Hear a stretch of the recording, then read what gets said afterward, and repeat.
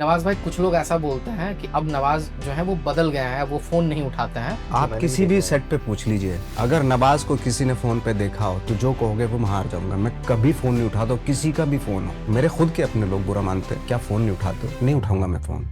कभी आपके मन में ये ख्याल आता है कि अगर मान लीजिए किसी दिन लोग नवाजुद्दीन सिद्दीकी को काम देना बंद कर दें तो उस दिन क्या होगा? मैं तो चाहता हूँ मैं काम छोड़ दूँ, मुझे इतना कोई मोह अभी रहा नहीं गया। क्यों नहीं रहा मोह?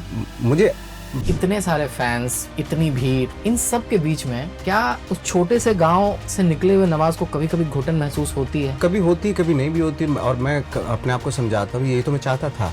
आई थिंक गिल्ट जो है वो अभी मेरे को हिट करती है कि शायद मैं अपने पिता को वक्त नहीं दे पाया, या शायद अपनी पत्नी को वक्त नहीं दे पा रहा हूँ। मैं जितना पैशनेट हूँ, कल को अगर मेरे बच्चे होंगे तो क्या मैं उनको वक्त दे पाऊंगा? लेकिन आप उस पैशन की वजह से जो आपने रुतबा बनाया है वो क्या प्राउड नहीं करेंगे उस चीज पे? हाँ, वो तो करता है। और क्या चाहिए लाइफ में?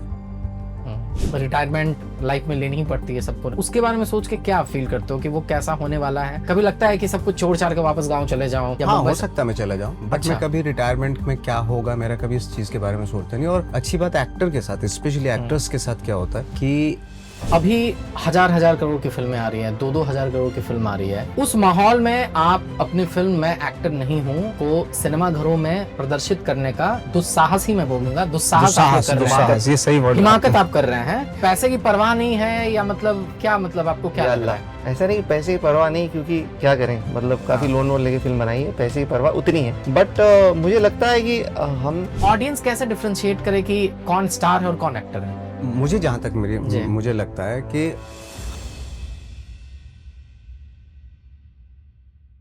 हेलो नमस्ते, क्या हाल चाल आप लोगों का? Welcome back to another episode of unfolding talents. और देखिए, आज का जो पॉडकास्ट है ये बहुत ही खास होने वाला है।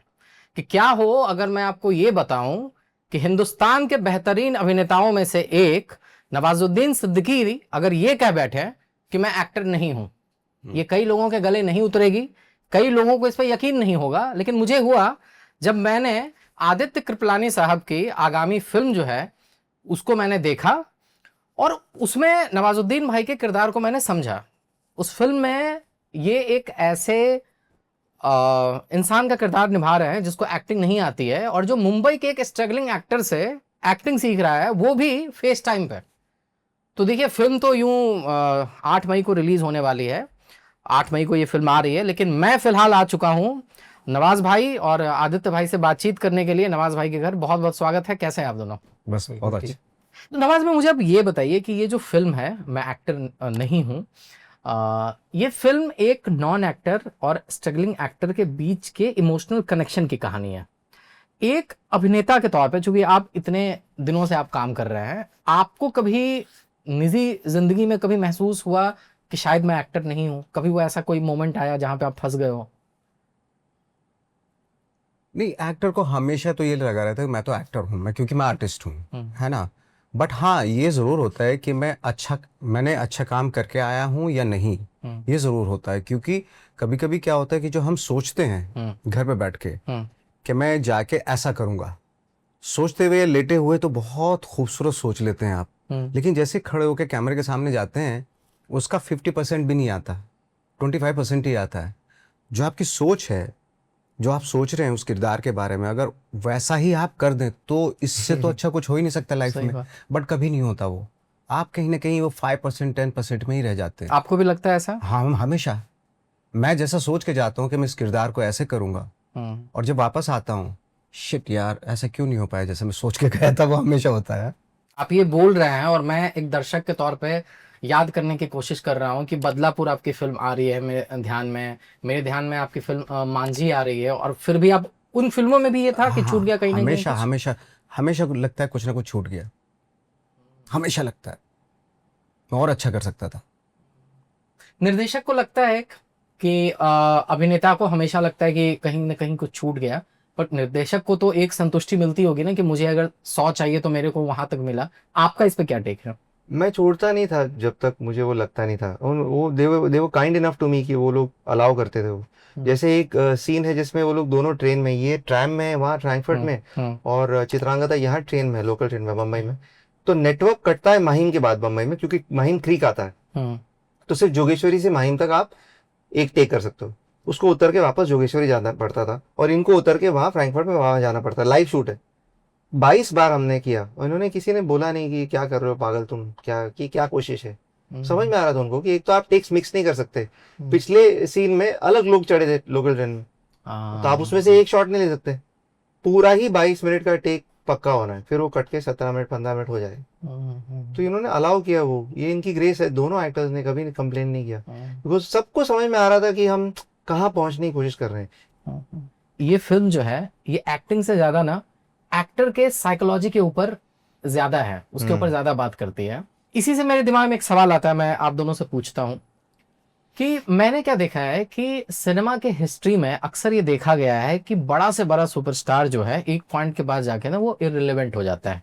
एस्टैब्लिश्ड एक्टर के अंदर ये कितनी इनसिक्योरिटी होती है कि क्या मैं अभी भी रेलेवेंट हूं, या कभी आपके मन में ये ख्याल आता है कि अगर मान लीजिए किसी दिन लोग नवाजुद्दीन सिद्दीकी को काम देना बंद कर दें तो उस दिन क्या होगा?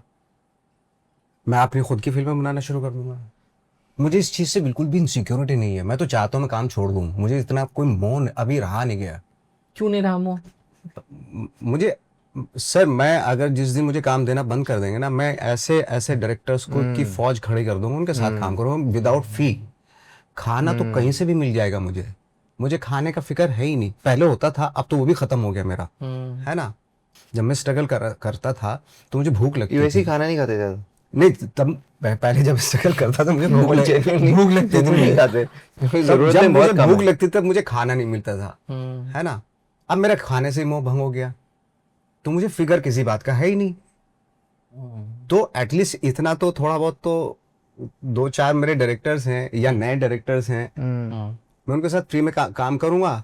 2 महीना शूटिंग चलेगी, 2 महीना वही तो खिलाएंगे खाना, और क्या है। हाँ। और थिएटर तो हमेशा ये तो कहीं भी कर जिनके साथ काम करूंगा फ्री में काम करूंगा, मतलब 2 महीने खाना खिला देंगे ना तो बस काफी है मेरे लिए। लेकिन तब मैं बहुत फिल्में करूंगा। अभी फिल्में आप क्यों कम कर रहे हैं फिर? नहीं, फिल्में भी मेरे 3-4 फिल्में की मैंने अभी, जस्ट ऐसे कम नहीं कर रहा हूँ, बट थोड़ा सा ख्याल रखना पड़ता है, थोड़ा सा सिलेक्टिव करनी पड़ेगी। क्योंकि जब कमर्शियल चीजें इन्वॉल्व हो जाती है तो फिर उसको कंट्रोल करना, क्वालिटी कंट्रोल करना मुश्किल हो जाता होगा। हाँ, ये भी है। क्योंकि आपकी पास्ट में ऐसा हिस्ट्री रहा है जहाँ पे कई सारी फिल्में आपने ऐसी भी की जो शायद आपके दर्शक नहीं चाहते थे कि आप वो करते। ऑफ कोर्स बहुत सारी चीजें सभी एक्टर का होता है, हर एक्टर के साथ आता है ये, मतलब जो फेज है सब एक्टर के साथ आता है। कोई दुनिया में कोई एक्टर मुझे नहीं लगता ऐसा हो कि जिसने अपनी जिंदगी में फाइनेस्ट फिल्में की हो। हाँ, वो नसीरुद्दीन शाह का ओए ओए वो गाना याद आ रहा है, तो हर एक्टर की लाइफ में आता है। ओके, अच्छा आदित्य भाई, मैं आपसे पूछूंगा कि आपकी ये जो फिल्म है ये एक्टर्स के स्ट्रगल को एक अलग पर्सपेक्टिव से दिखाती है। मुझे ये बताइए कि आपको ऐसा लगता है कि नवाज भाई का जो स्ट्रगल है इसको कुछ लोग जो हैं वो सक्सेस का टेम्पलेट बना बैठे हैं कि अगर नवाज भाई ऐसा कर सकते हैं तो मैं भी कर लूंगा। अब मान लीजिए कोई कॉर्पोरेट में बैठ के जॉब कर रहे हैं और वो ये सोचेगा कि नवाज भाई जब आए थे ना तो उनके पास तो पैसे नहीं थे, लेकिन मेरे पास तो 10 लाख रुपया है, तो मैं तो वहां जाऊंगा तो मैं नवाज भाई तो एटलीस्ट बन ही जाऊंगा। और वो ऐसा होप लेके आते हैं विदाउट नोइंग कि यहाँ पे और क्या क्या तिकड़म चलता है, और वो फेल हो जाते हैं या उनका होप टूट जाता है, और फिर उनको दूसरे लोग जो है वो गिद्ध बन के उनकी होप को फिर नोच के खाने लगते हैं। इसके बारे में एक्टिंग और राइटिंग दो चीजें जो लोगों को लगता है बिस्तर से उठ के कर लूंगा। हाँ, ये कोर प्रॉब्लम है। तो FTI गए थे, पटकथा लेखन था, वो राइटिंग भी, क्योंकि वो प्रोड्यूसर भी लिखने लग जाता है ना सीन। मैंने देखा है राइटर हमारे इंडस्ट्री में अनफॉर्चुनेटली एक्टिंग और राइटिंग और बहुत चीजों के बारे में लोगों को लगता है बिस्तर से उठ के मैं एक्टर बन गया। अगर वो देखेंगे कि ना इन्होंने कितना पढ़ा है, कितना सीखा है, एक्चुअली मैं ऐड ऑन करना चाहता हूँ इसमें, ये चीज ना बहुत लोग मिस कर जाते हैं। आप फॉर एग्जांपल किसी भी एक्टर की जर्नी देखते हैं, अरे यार छोटी सी जगह से आया था आज ये स्टार हो गया, ठीक है, या एक्टर बहुत बड़ा एक्टर हो गया, व्हाटएवर जो भी है, बट उस बीच में जो उसने प्रैक्टिस की है, जो एजुकेशन है उसकी, उस पर कोई फोकस नहीं करना चाहता। सबसे बड़ा मसला एक्चुअली वही है। सही बात, बिल्कुल। अच्छा नवाज भाई, मैं आपसे ये जानना चाहता हूँ कि लोग अक्सर ऐसा कहते हैं कि जैसे जैसे इंसान की जिंदगी में सफलता आती है, जैसे जैसे वो फेमस होता है, उसकी जिंदगी से लोग जो हैं वो कम होते चले जाते हैं जो असल मायनों में जिनसे फर्क पड़ता है। आप मुझे बताइए कि इतने सारे फैंस, इतनी भीड़, इतने आगे पीछे जो लोग चलते रहते हैं, इन सब के बीच में क्या उस छोटे से गांव से निकले हुए नवाज को कभी कभी घुटन महसूस होती है? इस हाँ, कभी होती कभी नहीं भी होती, और मैं अपने आप को समझाता हूँ यही तो मैं चाहता था, नॉट फेमस होना नहीं चाहता था। मैं बहुत पैशनेट था एक्चुअली अपने काम के लिए, मैं वही चाहता था। ऑफ कोर्स एक एक तरफ आप ज़्यादा अगर टाइम लगा देते हैं तो बाकी बचा हुआ जो टाइम जो डिमांड करते हैं आपके अपने लोग, वो तो मिलेगा नहीं है, और सेक्रीफाइस तो करना पड़ेगा ना कुछ तो छूटेंगी ना चीज़ें, ऑफ कोर्स छूटती हैं। आई थिंक चाहे वो पिकासो से लेके कोई भी हो, सब कुछ बहुत जितने भी हम क्या, हमारे तो क्या औकात है, लेकिन जितने भी ग्रेट आर्टिस्ट हैं किसी भी फील्ड में, उनसे बहुत सारी चीज़ें छूटी हैं, क्योंकि कुछ लोग तो होते ही हैं ना जो वो इसलिए नहीं आते। मैं अपनी बात नहीं कर रहा हूँ, मैं तो बहुत छोटा आदमी हूं उनके सामने, बट आई थिंक जितने भी इन्वेंशंस हुए हैं या डिस्कवरीज हुई हैं या टॉप के काम हुए किसी भी फील्ड में जिन्होंने किए हैं, उनकी आप लाइफ देखिए, बहुत सारी चीज़ें छूटी हैं उनसे। आहुति मांगता है ना, कला आहुति मांगती है। आप दैट्स व्हाट आई फील। हाँ, आप उसके आहुति दिए बिना और वाकई एक पूरी लेवल की फुल तरफ। कंसंट्रेशन बहुत वक्त मांगती हैं चीज़ें। मैं इतना स्मार्ट नहीं हुआ हूँ कि मैं बहुत अच्छी एक्टिंग भी कर लूँ और बहुत अच्छा मैं फैमिली मैन भी हो जाऊँ। जो लोग होते हैं वो बहुत स्मार्ट होते होंगे भैया, बहुत समझदार होते होंगे वो लोग। मैं नहीं कर सकता हूँ, मेरी वीकनेसेस बहुत हैं एक्चुअली मेरी लाइफ में। बट कभी आप बैठते होंगे, जैसे मैंने कुछ मतलब जिंदगी में नहीं किया है, लेकिन कुछ कुछ गिल्ट जो है वो अभी मेरे को हिट करती है कि शायद मैं अपने पिता को वक्त नहीं दे पाया, या शायद मैं अपनी पत्नी को वक्त नहीं दे पा रहा हूँ, या शायद मैं जितना पैशनेट हूँ, कल को अगर मेरे बच्चे होंगे तो क्या मैं उनको वक्त दे लेकिन पाऊंगा? आप उस पैशन की वजह से जो आपने रुतबा बनाया है, वो क्या प्राउड नहीं करेंगे उस चीज़ पे? हाँ, वो तो करता है। और क्या चाहिए लाइफ में?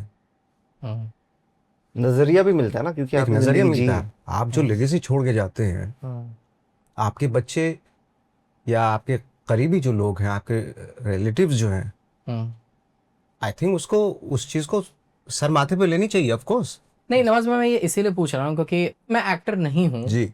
इसमें आपका जो किरदार है वो रिटायर्ड बैंकर है, और चूंकि उसने अपनी जिंदगी हमेशा भागदौड़ में बिताई है, तो अब जब उसकी जिंदगी ठहर गई है तो उसको समझ नहीं आ रहा है कि क्या चीजें करनी है नहीं करनी है, इसीलिए इवेंचुअली वो डिप्रेशन में जा रहा है, एंग्जाइटी हो रही है उसको। आपको लगता है कि एक पॉइंट आएगा जब रिटायरमेंट लाइफ में लेनी ही पड़ती है, सबको न करती है, तो आप उसके बारे में सोच के क्या फील करते हो कि वो कैसा होने वाला है? क्या आप करोगे? कभी लगता है कि सब कुछ छोड़ छाड़ के वापस गांव चले जाऊं या हाँ, मुंबई हो से? सकता है मैं चला जाऊँ, बट अच्छा। मैं कभी रिटायरमेंट में क्या होगा मेरा कभी इस चीज़ के बारे में सोचता नहीं। और अच्छी बात एक्टर के साथ, स्पेशली एक्टर्स के साथ क्या होता है कि एक्टर बुढ़ापे तक काम करता है। स्टार्स के साथ थोड़ी सी प्रॉब्लम हो जाती है कि जब तक उनका वो है, उनकी उन बेचारों की सबसे बड़ी प्रॉब्लम ये है कि जब तक उनका दिखने में अच्छे हैं, ये है वो है सब कुछ है, तब तक वो स्टार्स हैं, ऑफकोर्स सब प्यार करते हैं उनको। लाइक फॉर एग्जाम्पल जैसे नसीर साहब हैं। जी।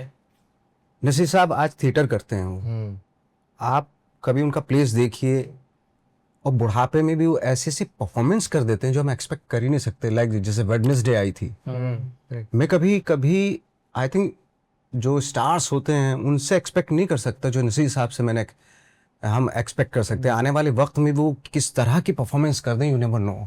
एक्टर के साथ एक अच्छी खूबी होती है कि बुढ़ापे में भी अगर बुढ़ापे का रोल करेगा ना, 70 साल की एज में 75 साल का रोल करेगा ना, तो वो उसमें भी वो करिश्मा कुछ कर सकता है, ये पॉसिबिलिटीज रहती है। स्पेशली जो रियाज करते रहते हैं। जो रियाज करते रहते हैं। अभी इन प्ले जब देखने जाते हैं नसीर साहब के, आप वो विस्मराइज कर देते हैं। मैं अभी आदमी गया को। था लास्ट वीक। सही।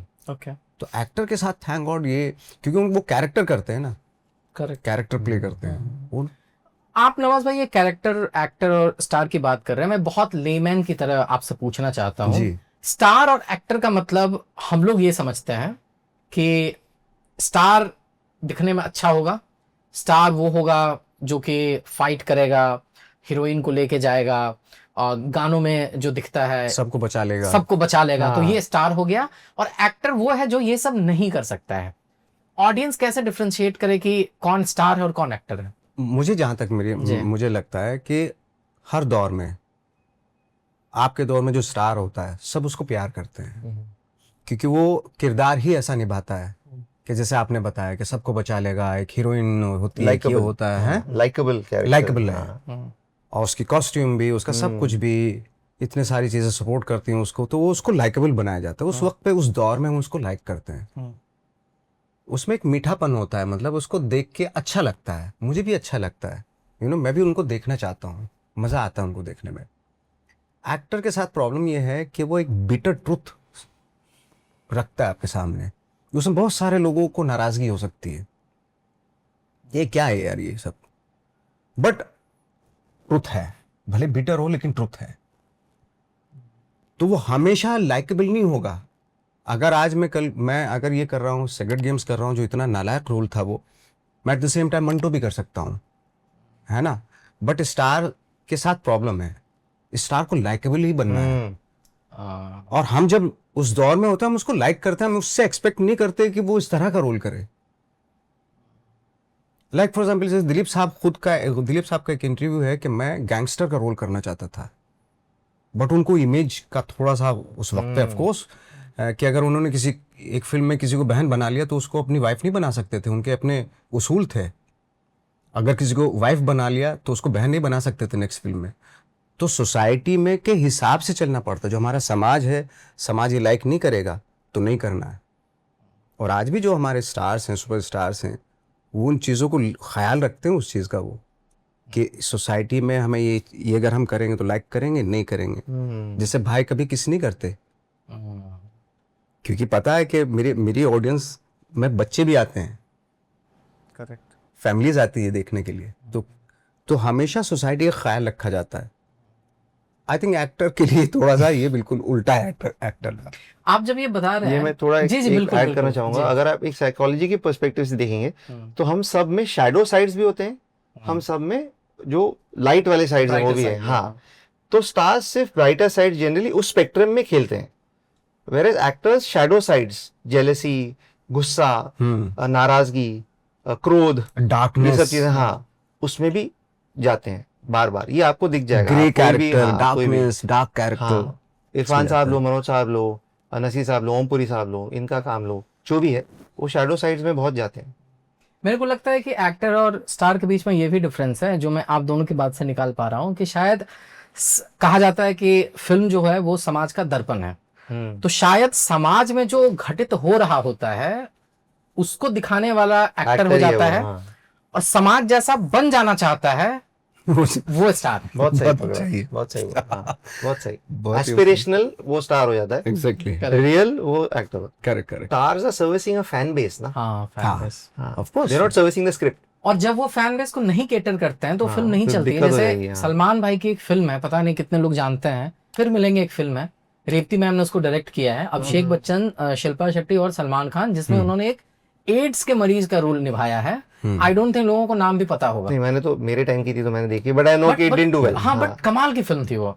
तो वही है, शाहरुख खान साहब ने जब स्वदेश की थी तो फिल्म वो भी नहीं चली थी, हाँ, करेक्ट, लेकिन फिर वो दूसरी कल तरह की फिल्म फिल्म बनने के करते हैं बाद तो में, फिर हाँ, चलती है। Over time. हाँ, इवन बहुत सारे सुपरस्टार से मैंने जब डिस्कशन होता है कि यार वो लेके आया स्क्रिप्ट, बहुत डार्क कैरेक्टर था, मैंने मना कर दिया, पागल है कि इतना डार्क कैरेक्टर थोड़ा ही करूंगा मैं। ये भी है, करेक्ट, उनको ध्यान रखना पड़ता है उनको सारी और चीजों एक्टर कह रहे डार्क कलर दे दे दे दे, ऐसे ऐसे ऐसे। और डार्क। ओके, अच्छा, नवाज भाई, एक पुरानी कहावत है कि बेहतरीन आर्ट फॉर्म जो है वो आपसे एक पर्सनल कॉस्ट मांगती है, कीमत मांगती है, कि कहा जाता है कि दुनिया में हर चीज़ की कीमत है, दर्द की भी कीमत होती है, आर्ट की तो सबसे ज़्यादा कीमत होती है।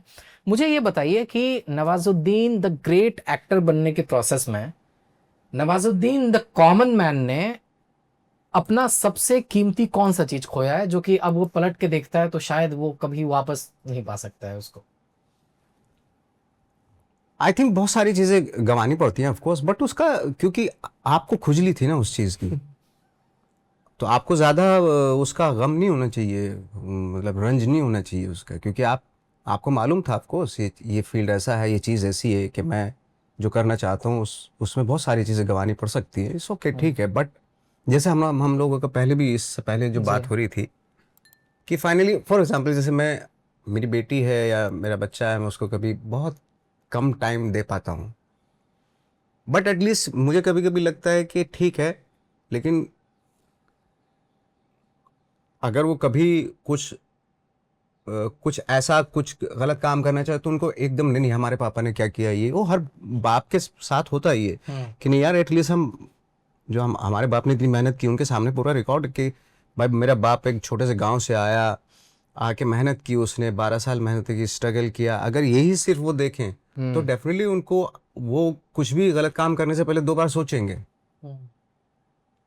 आई थिंक इससे अच्छी बात क्या हो सकती है। और राइट। अच्छा आदित्य भाई, आप मुझे ये बताइए कि मुंबई में इतने सारे एक्टर्स हैं, इस फिल्म की कहानी कहने के लिए आपको नवाज भाई की ही याद क्यों आई?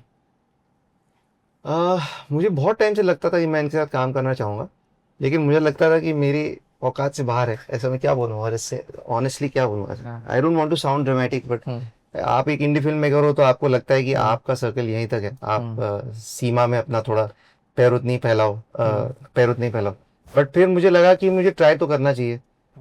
तो इनका एक कोई पोस्ट था जिन पे उन्होंने गाना लगाया था, बहुत खूबसूरत गाना था। तो मैंने इनके फॉलोअर्स से पूछा कोई मुझे गाने का नाम बता दो, बता दिया उन्होंने। 3-4 दिन मैंने रिपीट पे सुना, फिर मैंने उस इंसान को थैंक यू बोला, उनका इन्होंने रिप्लाई दिया, थैंक यू आदि, I am glad you like the song, ऐसा कुछ। तो मैं बोला इनको पता है कि कोई ऐसा इंसान है। फिर मैंने रीच आउट किया उनको, बोला साहब मैं आपको मिलना चाहता हूँ, बहुत सालों से था कि आपके साथ काम करूँ। तो इन्होंने बोला आ जाओ घर। बहुत सिंपल था ऐसा। इनमें एक थोड़ा एक सूफी वाला एलिमेंट है, अब ये खुद कभी ऐसे बोलेंगे नहीं, एक थोड़ा डिटैचमेंट है इस गेम से। हम सब एक लेवल पे वो गेम खेलते हैं, लेकिन ये अटैच नहीं है उस गेम से। तो सीधा बुला दिया घर, और श्वेता और मैं सोचे थे घर बुला दिया, ये मजाक तो नहीं। मैं विनीत कुमार सिंह की मिसेस को, रुचिरा को मैंने फोन करके बोला कि इन्होंने तो ऐसे बोल दिया घर आ जाए, मैं फेक नंबर दे दिया तुमने। बोला नहीं नहीं यही उनका नंबर है, वो ऐसे ही बात करते हैं। तो फिर हम आ गए इनके घर। वो 5.5 घंटे की कॉन्वर्सेशन थी, यहाँ वहाँ की बातें, ये वर्ल्ड व्यू की बातें, आर्ट पे बातें, सीधा काम की बात जैसे होता है ना। यहाँ आपको एक फीलिंग होती है कि आप धंधे पे बैठे हो, ऐसा वो फीलिंग नहीं थी। अब बॉम्बे में अनफॉर्चुनेटली हर चीज़ ऐसे हो जाती है, ट्रांजैक्शनल हो जाती है। ऐसा नहीं था, हम बात कर रहे थे जैसे इंसान बात कर रहे थे। और at the end of 5.5 hours जितनी जैसी कॉन्वर्सेशन थी, उसके 45 डेज बाद हम शूट कर रहे थे। और क्योंकि उनको पता चला कि मैं और मेरी वाइफ एक लोन नुमा ले रहे हैं फिल्म बनाने के लिए, बिकॉज हम प्रोड्यूसर ढूंढ रहे थे, नहीं मिल रहा था हमको, इनकी डेट्स थी लिमिटेड, जल्दी शुरू करना था, जो भी था। इनको पता चला कि श्वेता और मैं एक लोन ले रहे हैं इसको करने के लिए, तो इमीडिएटली उनका वो आया कि पैसा नहीं लूँ। ये मैंने कभी ना सुना है ना सोचा है। और फिर ये फ्रैंकफर्ट खुद पहुंच गए। ये दूसरी बड़ी, आज के इन्फ्लुएंसर भी 10 लोगों की टोली लेके आता है। हाँ। एक तो उनको ट्रस्ट मिसट्रस्ट वाला है कि ट्रस्ट नहीं है कि भाई को पता नहीं किसके घर जा रहे हैं। इन्होंने वो एक भांजी मार ली कि ठीक है ये लोग ठीक लग रहे हैं, और वो पहुंच गए थे फ्रैंकफर्ट। एक्चुअली श्वेता और मैं आज भी बोलते हैं, बिलीव नहीं कर सकते, हमको लगा आएंगे और 3-4 लोग तो आएंगे पीछे से, ये आए बाहर एयरपोर्ट से, और बस यही आए बाहर एयरपोर्ट से।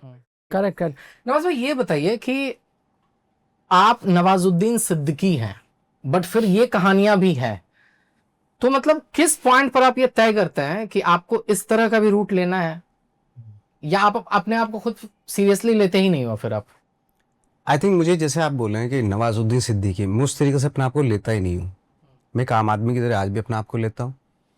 मैं आर्टिस्ट हूँ, और मैं कुछ अच्छा काम करने की 20 साल 30 साल पहले भी मेरी ख्वाहिश थी, और आज भी है, और कभी ख़त्म भी नहीं होगी।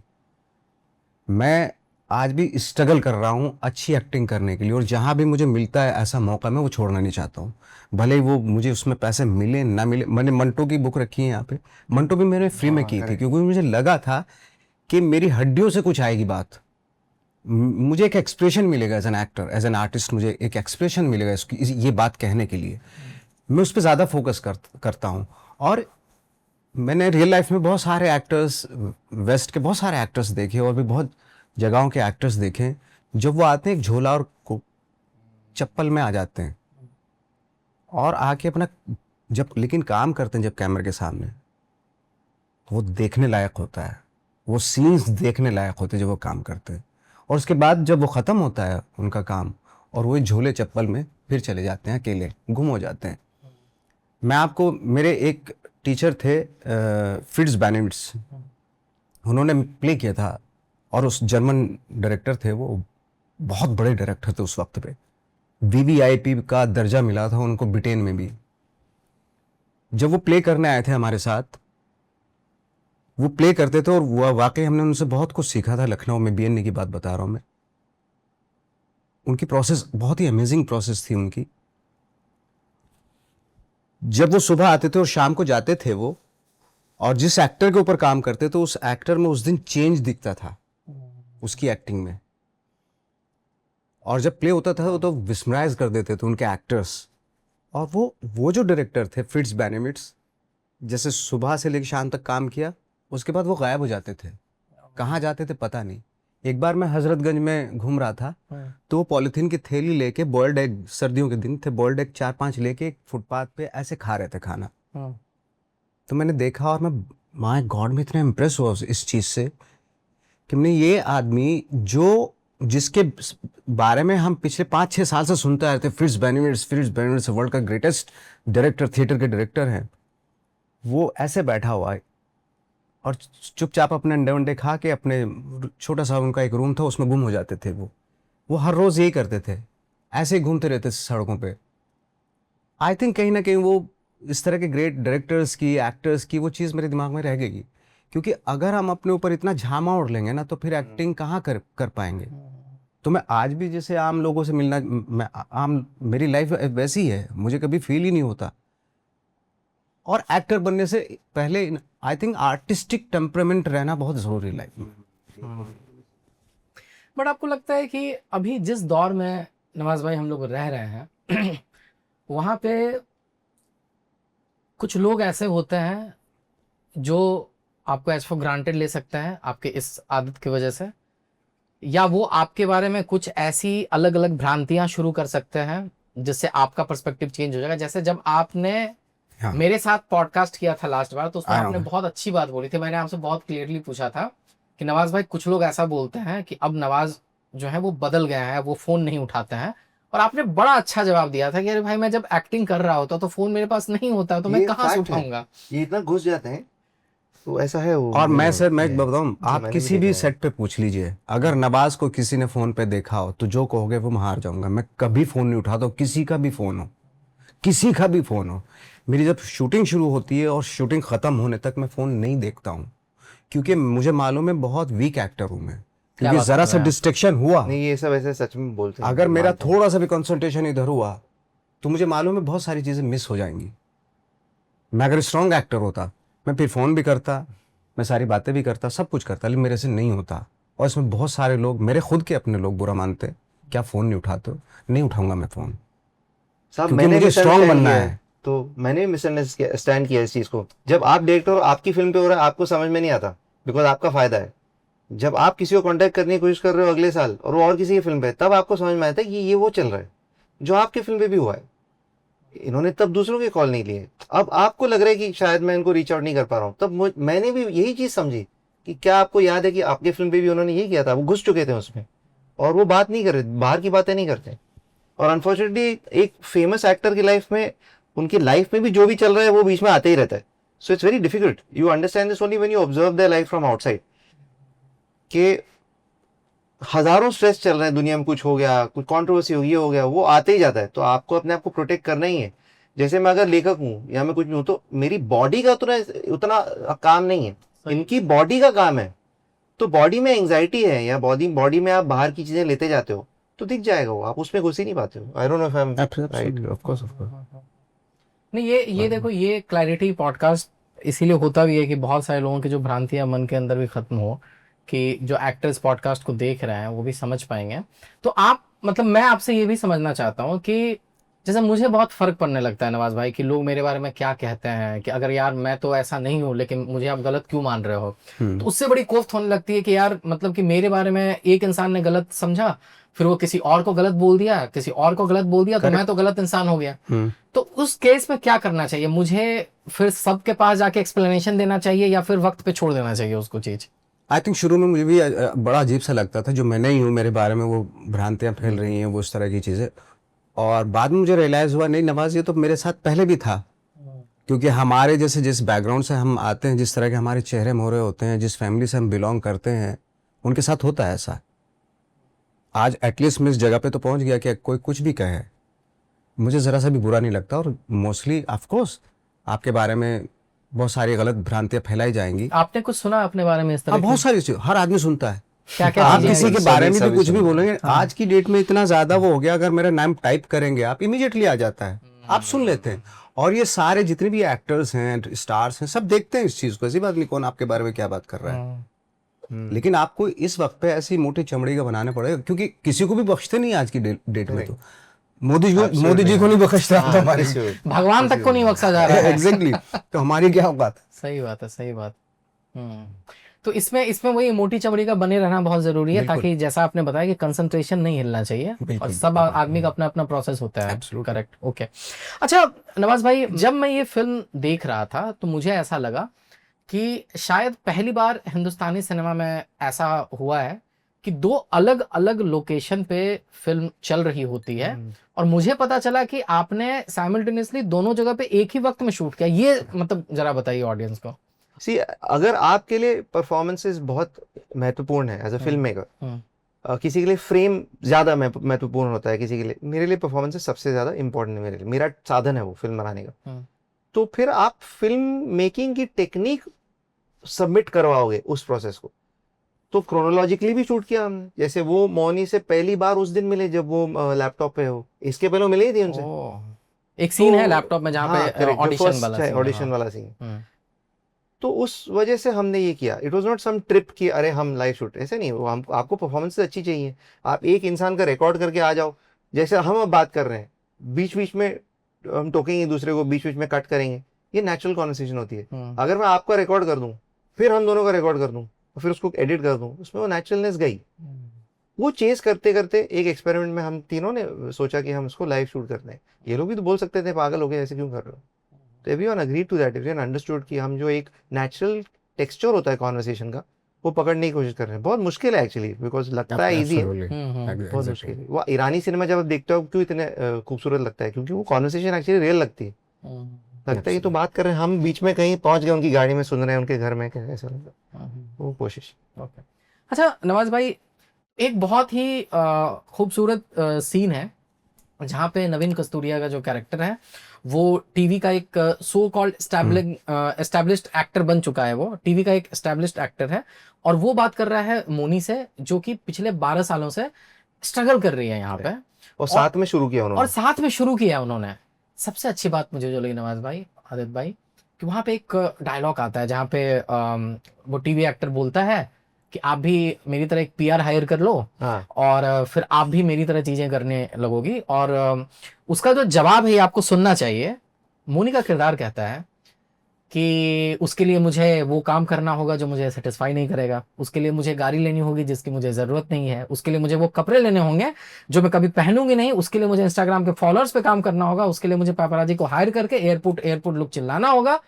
वो मुश्किल है, और फिर मैं एक्टिंग भूल जाऊंगा। आप मुझे बताइए नवाज भाई, आपकी जिंदगी में कभी इस तरह का डायलेमा, इस तरह का वक्त आया जब कभी लोग आपको इस तरह का सजेशन दे रहे थे? नहीं, सजेशन देते बहुत है आपको। अगर आपके पास मार्केटिंग पीआर वाले होते हैं, सजेस्ट करते हैं, बट ये आपके ऊपर बहुत डिपेंड करता है। नो, वो जबरदस्ती नहीं करते आपको।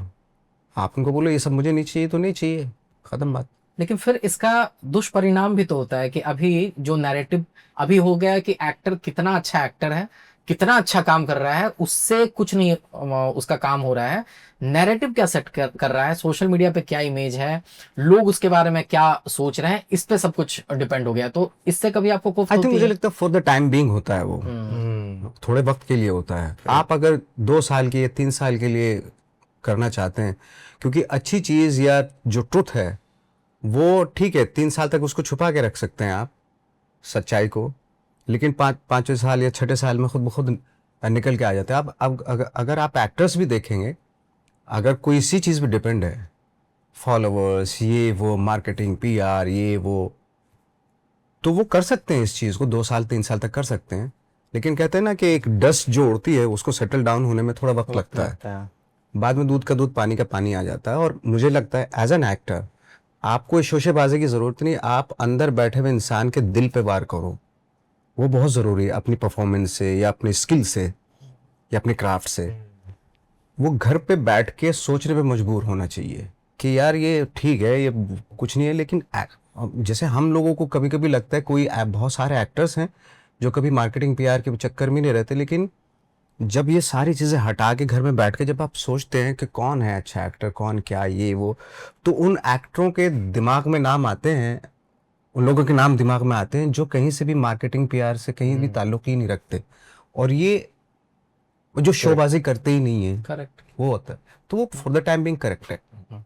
ठीक है। अभी इससे पहले कि मैं ये पॉडकास्ट रैप करूं, अब मैं इस फिल्म के कुछ कुछ सीन पे आपसे बातचीत करना चाहता हूं, क्योंकि मेरी जितने सिनेमाई समझ है, कुछ कुछ सीन ने मुझे बहुत ही मतलब सोचने पे मजबूर कर दिया। जैसे कि अमूमन होता क्या है कि मैं कोई बहुत ही बढ़िया फिल्म देखता हूँ, मुझे लगता है वो नवाज भाई ने क्या एक्टिंग किया है, बच्चन साहब ने क्या एक्टिंग किया है, वाजपेयी साहब ने क्या एक्टिंग की है। फिर मैं इनके इंटरव्यूज देखता हूँ इनके प्रोसेस को समझने के लिए। मैं पहली बार एक ऐसी फिल्म देख रहा था जहां पे एक्टिंग के पूरे प्रोसेस के ऊपर फिल्म बना दी गई है, और वो भी बोर नहीं करती है, आपको सिखाती है। जैसे एक सीन है कि जो मोनी का किरदार है वो नवाज भाई के किरदार को बोलता है कि तुम बिना डायलॉग बोले हुए इमोशन फील करो। जो नवाज भाई कह रहे हैं ना, वो मेरे दिमाग में चल रहा है कि ये कैसे पॉसिबल है कि बिना डायलॉग बोले हुए कैसे आप फील करोगे। लेकिन जब मैं अपने एक्टर फ्रेंड से बात करता हूँ तो उन लोग बताते हैं कि हाँ ये तो प्रोसेस है, ये हम लोगों को एक्सरसाइज सिखाया जाता है। और वो सीन में क्या होता है आप लोग देखिएगा, वो मैं इनसे पूछने भी वाला हूँ कि हम लोग देखते हैं कॉफी शॉप में वो मैडम बैठी हुई हैं और वो एक्टिंग कर रही है, करते करते वो रोने लगी हैं, और भाई साहब ने क्या किया, एक वाइट शॉट लगा के रखा है। मैं बहुत ही आम भाषा में अगर बताऊं कि अगर फिल्म आप देखते होगे तो जहां पे कोई किरदार रोता है तो वहां पे क्लोजअप होता है कि वहां आप क्लोज जाते हो। अगर कोई डांस कर रहा है या उसका बॉडी मूवमेंट दिख रहा है तब आप व्हाइट शॉट में दिखाते हो। ये डिसीजन आपने क्यों लिया कि यार वो तो रो रही हैं, हम मतलब दर्शक को तो देखना था उनके आंसू, उनके फेशियल एक्सप्रेशन को, आपने मतलब कुछ और ही दिखा दिया, आपने पूरे उनके बॉडी लैंग्वेज को दिखाया। ये क्यों किया आपने, बताइए। तो ये इसमें तीन क्वेश्चन है एक्चुअली इसमें जी। एक है कि लोगों को लगता है कि डायलॉग एक्टिंग है, तो हमको वो बोलना था कि डायलॉग एक्टिंग नहीं, इमोशन एक्टिंग। तो डायलॉग निकाल ही देते हैं, तो इसलिए ये सीन मैंने इमेजिन किया था कि वो लोगों को ये भी समझ में आया कि बिना डायलॉग के भी इमोशन हो सकता है। एकदम ही जैसे मुझे लगता है मैं कोई भी भाषा में जाके डायरेक्ट कर सकता हूँ, ये मेरा अंदरूनी बिलीफ है और मैं इसके आगे जाके करूँगा भी। स्पेशली प्लेज, फ्रेंच में भी जाके डायरेक्ट करूँगा प्ले, क्योंकि मुझे लगता है मैं इमोशन देख सकता हूँ इंसान में। बस तो मेरा वही था, इसलिए मैंने वो सीन लिखा कि अब ये करते हैं कि डायलॉग हटा दो पूरा, और चित्रा ने तो बखूबी निभाया वो कि एकदम बिना डायलॉग के वो फील करा देती है एक आम आदमी को भी कि अरे बाप रे हाँ ये तो करेक्ट कर दिया उसने विदाउट डायलॉग।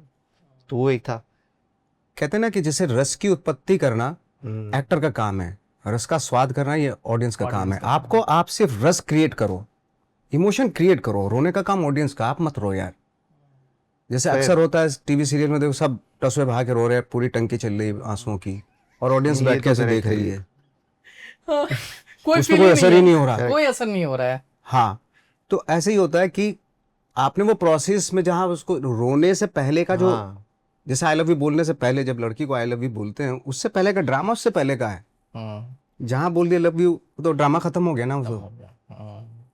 मतलब कई सारे सीन हैं आप जो बोल रहे हो सर, एग्जैक्टली मुझे याद आ रहा है, एक फिल्म है शमित अमीन की, नाना पाटेकर की, अब तक छप्पन, खूबसूरत। तो उसमें एक सीन है जहाँ पे रेवती मैम जो उनकी वाइफ का रोल प्ले कर रही है ना, उनको गोली मार दी जाती है और नाना पाटेकर वहां पे बैठे हुए हैं और वो देख रहे हैं और कोई बोलता है कि एम्बुलेंस बुलाना, वो बोलते हैं शी इज डेड। वो रो सकते थे, फपक के रो सकते थे, वो सबसे इजी था वो। आंसू यहाँ तक आया जो आप बता रहे हो ना, और वहीं पर उन्होंने रोक लिया। कमाल का गूज़बम्स आ गया जब मैं बोल रहा हूँ। इवन जैसे दिलीप साहब वाला जो सीन है ना, कोई गाड़ी रोको को मशाल ए भाई गाड़ी रोको, वो क्या उनकी नीड थी, मेरे को इसको बचाना है, इसलिए वो गाड़ी को वो बोले कोई गाड़ी रोको, और वो इतना लंबा सीन है, सिर्फ वही बोल रहे हो गाड़ी रोको भाई, कोई गाड़ी रोको है, ये पड़ी है यहाँ पे, ये मर जाएगी, गाड़ी रोको, कोई गाड़ी रोको। वो सिर्फ यही बोल रहे हैं कि गाड़ी रोको, कितनी बार रिपीट कर रहे हैं वो। सही बात। वो जो उनकी नीड है कि यार, उनकी नीड सबसे पहले गाड़ी रोको, गाड़ी रोकना जरूरी है, नहीं तो बचेगी नहीं। नहीं तो बचेगी नहीं। नीड अगर वो मैं सिर्फ यही बैठ कर तू और मैं रोने लगा, वो खत्म हो जाता। इसलिए आप दिलीप साहब को बोलते हैं ना ट्रेजेडी किंग है, और उन्होंने उनके आप फिल्मों में देखिए एक आंसू नहीं आया उनके कभी भी, और वो ट्रेजेडी किंग है। वो रस की उत्पत्ति करते थे, रोते नहीं थे, रस को जो भाव होता था, जो इमोशन है उसको क्रिएट करते थे। करेक्ट। कभी रोई नहीं दिलीप साहब कभी भी। तो ये खास बात है इमोशंस की। रस की बात आप कर रहे हैं, इसी फिल्म का मुझे एक और सीन याद आ रहा है जहां पे मोनी जो है ना ग्लोब थिएटर के तस्वीर पे थूकती है। हाँ। और वो थूकने वाला जो सीन है ना वो इतना अफेक्ट करता है हाँ। कि मैं मुंबई में मान लीजिए कुछ सालों से हूँ, मेरे कुछ दोस्त मेरे साथ आए, मेरे कुछ दोस्त मेरे बाद आए, जो बाद आए वो शायद मेरे से बहुत आगे निकल गए। मैं पोटेंशियल मेरे में बहुत है लेकिन मैं फिर भी वहां तक नहीं पहुंच पा रहा हूं, तो जेलेसी होती है, एक्टर्स में भी जेलेसी होती है। हाँ। वो सीन से मैं क्या इंटरप्रेट कर पाया कि अदनान बेग को ग्लोब थिएटर जाने का मौका मिला और वो आया गया समझ के, वो मतलब गया भी नहीं, उसके लिए कुछ महत्व ही नहीं रखता है। और मैं यहाँ पर जिस तरह पूरी जिंदगी सिर्फ एक सपने को जीने में लगा दी कि मैं एक दिन ग्लोब थिएटर पहुंचूंगी और मैं नहीं पहुंच पा रही हूँ। करेक्ट। वो इम्पैक्ट करता है सीन। तो इस ख्वाब को ही मैं नष्ट कर दूं साला, वही ऐसा तो मतलब मुझे ये बताइए कि जो एक्टर के बीच में जो जेलसी होती है नवाज भाई, क्योंकि आपने बहुत कुछ देखा है, आपने अलग अलग लोग देख लिए, अलग दौर देख लिया, ये जेलसी कैसे काम करती है अपने इंडस्ट्री में? आई थिंक कुछ जेलेसी अच्छी भी होती है, कुछ जेलेसी आपको खत्म भी कर देती है। अगर आप इंस्पायर हो रहे हैं और या क्या काम किया इस आदमी ने, मुझे जेलसी हो रही है, आई थिंक वो कहीं ना कहीं आपको इंस्पायर भी कर रही है एट द सेम टाइम। लेकिन अगर जैसी है ये, वो आपको खत्म भी कर सकती है। लाइक जैसे सैरलियो और एमेडिस एक प्ले है, ब्यूटीफुल फिल्म, भी आल्सो है ना, ब्यूटीफुल प्ले। हाँ, फिल्म भी है। तो उसमें जो मोजार्ट के जो गुरु हैं सैरलियो, वो देख के अपने स्टूडेंट को देख के, जो उसको सिखाते हैं सिम्फनी, उसको देख के शॉक्ड हो जाते हैं कि यार ये इतना कमाल का टैलेंटेड आदमी, जो चीज़ मैंने 50 साल में सीखी उसने 26 साल में सीख ली वो चीज़। ये कैसे, हाँ, कैसे हो सकता है? और जेलस होने शुरू कर देते हैं उससे। खूबसूरत फिल्म है। ये फिल्म भी है विप्लैश करके, जो विप्लैश भी, हाँ, उसी थीम पे है। हाँ। हाँ। तो उनकी जेलसी इस हद तक बढ़ जाती है कि उसको पॉइजन देने शुरू कर देते हैं मोजार्ट को। और एंड ऑफ द डे वो, उसके बाद उनको रियलाइज होता है कि यार मुझे तो उससे इंस्पायर होना चाहिए था, सीखना चाहिए था, मैं जेलस हो गया उससे, एक टैलेंट खत्म हो गया। और जो उसकी चीज़ थी वो शायद मैं भी प्रोड्यूस नहीं कर सकता हूँ उस चीज़ को, वो आनी चाहिए थी दुनिया के सामने। तो जेलसी कभी कभी ख़त्म भी कर देती है और कभी कभी आपको इंस्पायर भी कर देती है।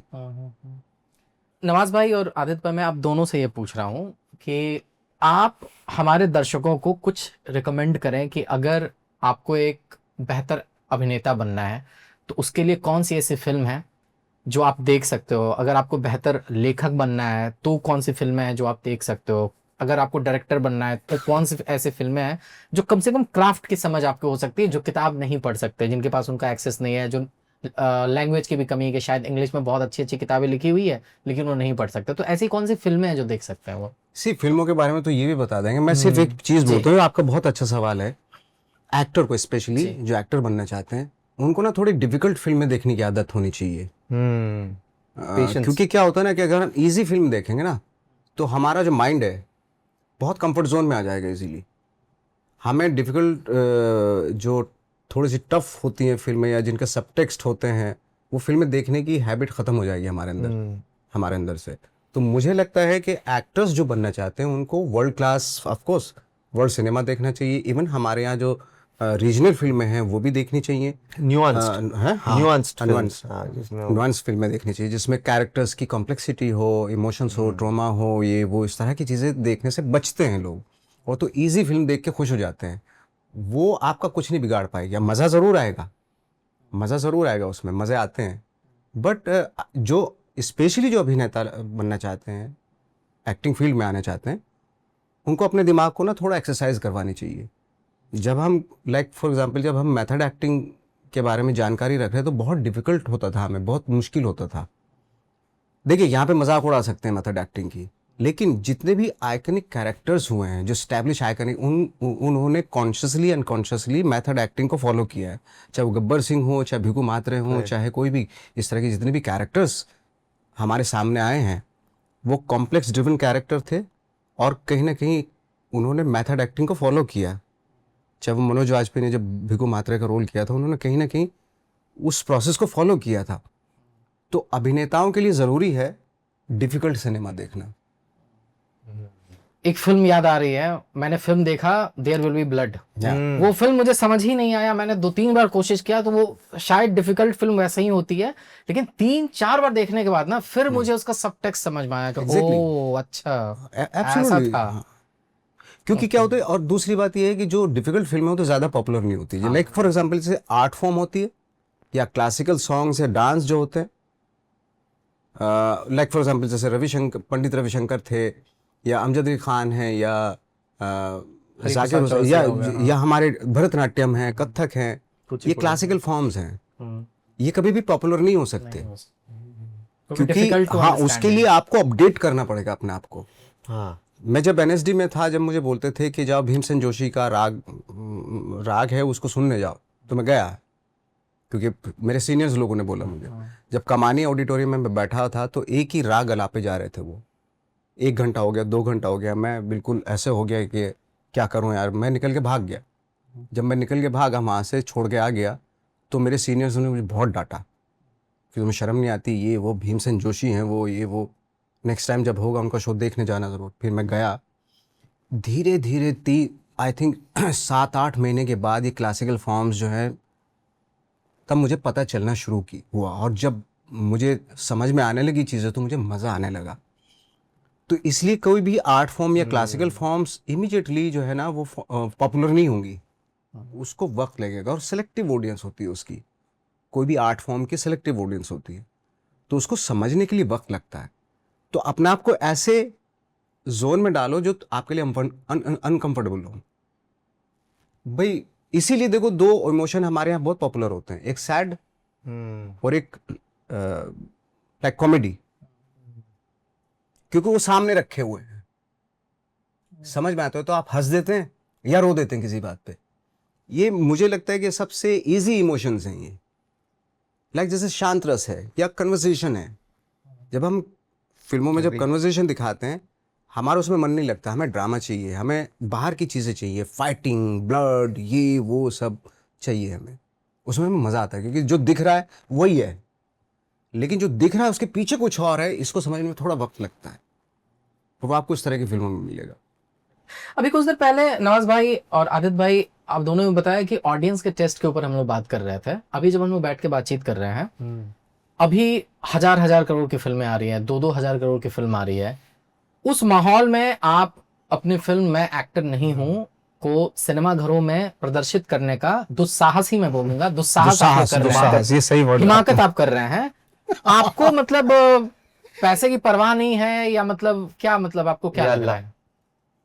ऐसा नहीं, पैसे की परवाह नहीं, क्योंकि क्या करें, मतलब काफी लोन वोन लेके फिल्म बनाई है, पैसे की परवाह उतनी है।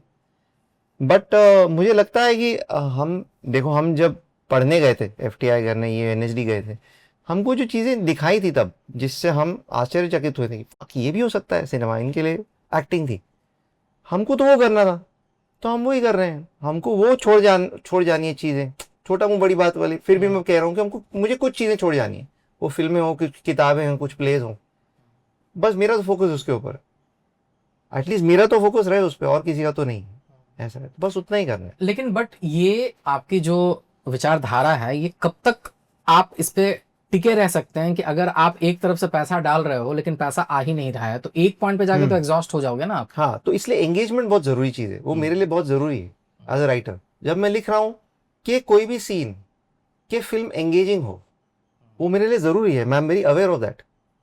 और वो अगर आप अवेयर हो तो आपकी फिल्म में दिख जाएगा। अगर आपको लग रहा है हाँ बोर हो तो बोर हो ना, मुझे वो कहना है, तो वो भी दिख जाएगा आपको। लॉन्ग लॉन्ग टेक्स कर दिया आपने, जब चीज को छोटे तरीके से कह सकते हो आप उसको 10 मिनट में बोल दो, आपको फिल्म मेकर की आवाज में दिख जाता है कि उनके लिए ऑडियंस का एंगेज होना इंपॉर्टेंट है कि नहीं। अब मैं तो बॉलीवुड की फिल्मों पे पला बड़ा हूँ, तो मेरे लिए नेचुरल है वो, मेरे को क्रिएट नहीं करना पड़ता है। मैं ईरान से थोड़ी आया हूँ, मैं तो बॉलीवुड की सिनेमा पे ही पला बड़ा हूँ। उसमें थैंकफुली नसीर साहब का भी सिनेमा आ गया, बहुत लोगों का सिनेमा आ गया। बट बॉलीवुड मैं त्रिदेव भी देखी है थिएटर में, वो जलवा फिल्म नसीर साहब की मैंने वो भी 10 बार देखी है। तो मेरी नेचुरल आवाज में इंपॉर्टेंट है कि एंगेज हो, तो आई होप कि उस वजह से वो फिल्में अपनी जगह बना ले, क्योंकि वो एंगेजिंग फिल्म्स हैं। ओके, ऐसे जाने से पहले जाते जाते मैं चाहता हूं कि आप लोग दर्शकों से डायरेक्ट बात करके ये बताएं कि जब इतने सारे ऑप्शंस हैं उनको फिल्म देखने के, हाँ, तो वो मैं एक्टर नहीं हूं इसको सिनेमा घरों में देखने क्यों जाए? या अल्लाह, बहुत मुश्किल क्वेश्चन है तो। मुझे लगता है कि एक तो आप नवाजुद्दीन सिद्दीकी को बहुत ही अलग किरदार में देखेंगे, जैसे आपने देखा नहीं है। आपको लिटरली एम्पैथी और सिंपैथी होने लग जाएगी उनके लिए, अरे बाप रे, जब तक वो उनका आप फिर थोड़ा चेंज ना देखें। दूसरा मुझे लगता है कि ये हर 9 to 5 जॉब वाले की भी फिल्म है, और वो एक बड़ी बात है कि हम जो भी प्रमोशंस कर रहे हैं वो एक्टिंग पर्सपेक्टिव से कर रहे हैं, फिल्म मेकिंग पर्सपेक्टिव से कर रहे हैं, लेकिन हर 9 to 5 जॉब वाले की भी फिल्म है। बिकॉज अदनान बे का जो किरदार है वो हर 9 to 5 जॉब वाले की थिंकिंग, उसकी ज़िंदगी, उसकी जद्दोजहद को भी रिप्रेजेंट करता है। उसके अंदर क्या चल रहा है, उसको डिप्रेशन होता है क्या, किन चीज़ों से उसको फ़र्क पड़ता है, वो कैसे एक्सप्रेस कर पाता है या नहीं कर पाता। सेल्फ एक्चुअलाइजेशन हो सकता है 40 साल का करियर करने के बाद भी ये 9 to 5 वाले की ज़िंदगी में कोई भी सेल्फ एक्चुअलाइजेशन नहीं हो, कि मैं कुछ छोड़ ही नहीं पा रहा हूँ जिसमें मेरा नाम है, ये भी उस फिल्म में है। तो that represents the whole everybody. ऐसा। ओके, नवाज भाई।